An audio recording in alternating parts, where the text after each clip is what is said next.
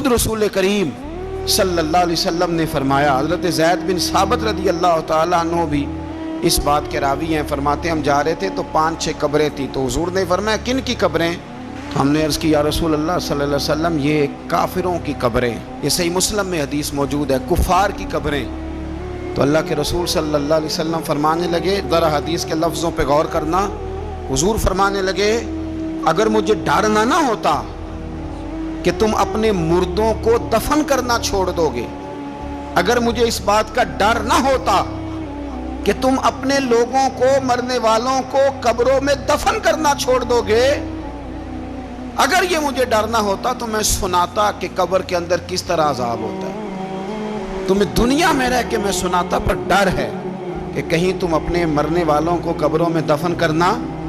छोड़ ही ना दो, इसलिए मैं तुम्हें ये बात नहीं बताता।